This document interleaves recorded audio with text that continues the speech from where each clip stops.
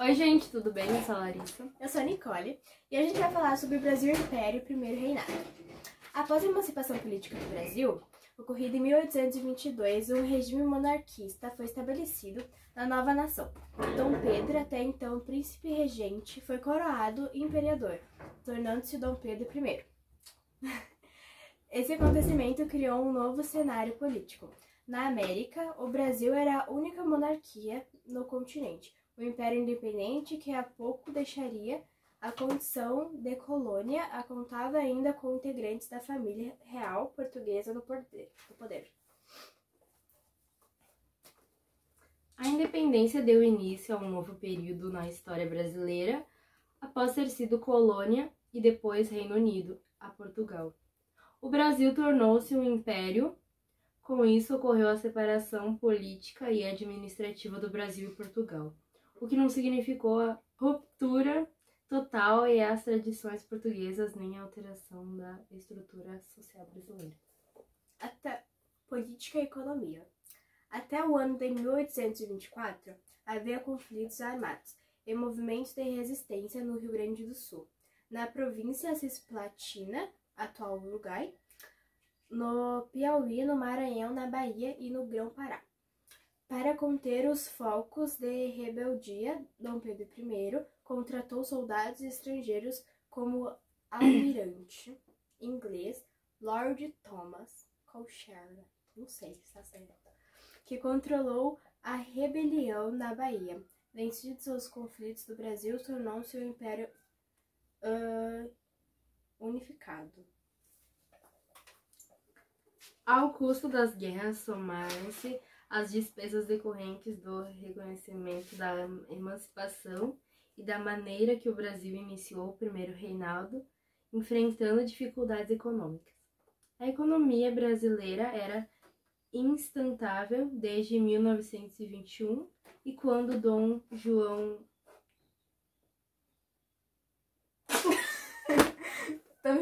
quê? Quinto? Sei lá. Dom João VI retirou o ouro depositado no Banco do Brasil e levou para Portugal. Dom Pedro I foi coroado como aprovação popular. Entretanto, a Constituição por ele, outorgada em 1824, rendeu-lhe críticas e questões internas e externas colaboraram para o resgate de sua imagem. A Constituição de 1824 concentrava poderes nas mãos do imperador e da Assembleia Geral do Rio de Janeiro. E essa centralização foi mal recebida dos grupos liberais e republicanos, que esperavam uma Constituição mais liberal e desse maior autonomia dos governos provinciais. Confederação do Equador. Em Pernambuco, ano de 1817, aconteceu a Revolução Pernambucana, uma revolta independentista e republicana, quando ocorreu a proclamação da independência. As lideranças desse movimento apoiaram Dom Pedro I e o estabelecimento da monarquia como sistema de governo na nova nação, mas esperavam um governo mais descentralizado, o que não se concretizou. Embora tinha enfrentado problemas políticos e sem organização militar forte, a Confederação do Equador teve bastante adesão popular e isso se deveu, em especial, à presença dos líderes do movimento, a figura carismática em Recife. Além de Pernambuco, o movimento ganhou adeptos em Rio Grande do Norte, Paraíba e Ceará. Guerra da Cisplatina, de 1825 a 1828. Outros conflitos que contribuíram para a crise em torno de Dom Pedro I ficou conhecido como a Guerra da Cisplatina.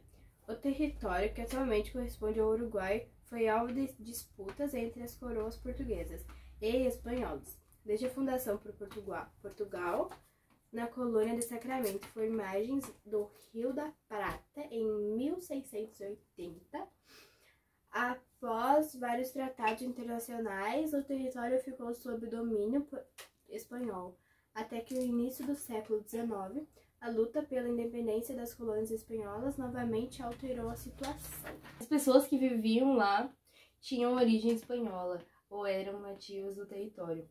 A situação de anexação não era bem vista. E em 1825, a revolta buscou a independência em relação ao Brasil.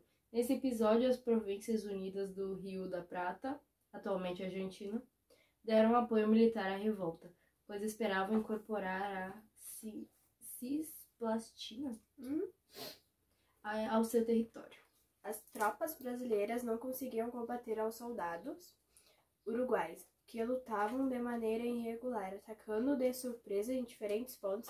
Nem mesmo a presença de Dom Pedro I na província foi suficiente para reverter a situação.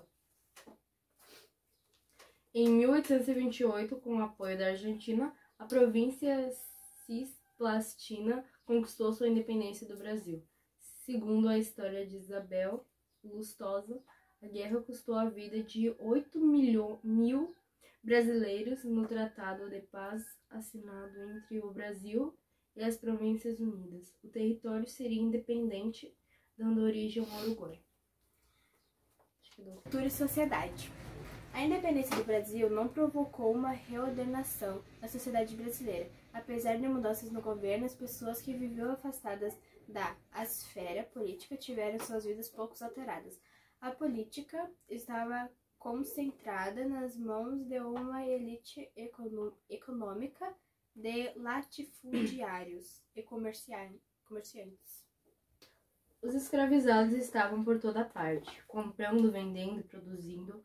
Muitos deles eram conhecidos como escravos de ganho, pois trabalhavam em espaços públicos com a prestação de diversos serviços, como marceneiros, barbeiros, comerciantes, sapateiros e entre outras funções.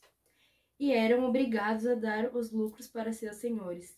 Em alguns casos, havia a possibilidade da negociação e alguns escravos podiam guardar um pouco do que ganhavam. Festas populares e religiosas. A Igreja Católica foi declarada a igreja oficial do Império e a liberdade de crenças foi garantida desde que outras religiões não fossem praticadas publicamente. Com isso, em muitas ocasiões, o catolicismo acabou se mesclando com práticas religiosas trazidas pelos africanos. Atividades religiosas reuniam pobres e ricos. As pessoas iam às ruas, rezavam e cantavam, além das comemorações religiosas. Havia as festas populares celebradas com roda de música e danças. Nessas ocasiões... Tá, vou para a parte que eu parei. Evidenciava-se ainda mais a separação social, com mais abastados, apartados daquele com... abdicação, etc. Esse bicho não é possível. Em 1826, Dom João, não sei se assim que se fala, mas tá o D. João, VI, não sei o que é VI, morreu em Portugal e Dom Pedro I era o legítimo herdeiro do trono português. Havia o temor de que o Império unisse novamente Brasil e Portugal entre a população brasileira e o sentimento nacional aumentou. Dom Pedro I renunciou ao trono português em favor da sua filha primogênita, Dei Maria da Glória, que tinha apenas 7 aninhos. Ela seguiu para Portugal, mas o trono português foi ocupado pelo irmão do imperador, Dom Miguel.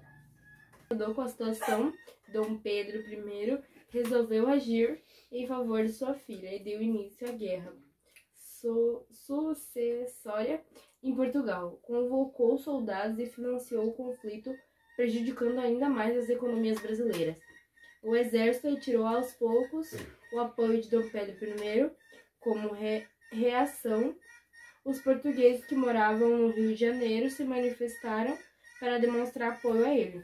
Os brasileiros, então, revoltaram-se contra esses portugueses e indiretamente contra o imperador, que estava cada vez mais popular.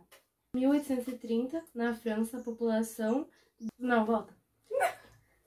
Volta. Destituiu o rei Luís Filipe em 1830. Em 1830, na França, a população destituiu o rei Luís Filipe, embora as manifestações de apoio ao movimento francês tenham sido reprimidas no Brasil. O médico italiano Libero Badaro defendeu as manifestações e o liberalismo que motivaram a deposição do rei francês no jornal O Observador Constitucional. No mês de novembro, Badaro foi assassinado em uma emboscada e seu enterro acabou se tornando um manifesto contra as monarquias de Dom Pedro I. Nos dias seguintes, o conflito antagonizando portugueses e brasileiros tomaram as ruas. Com o objetivo de pacificar o país e dar continuidade ao governo iniciado após a independência, Dom Pedro I renunciou no 7 de abril de 1831 a favor de seu filho Dom Pedro de Alcântara. Brasil na época com 5 anos de idade. Era isso. Um beijo pra vocês.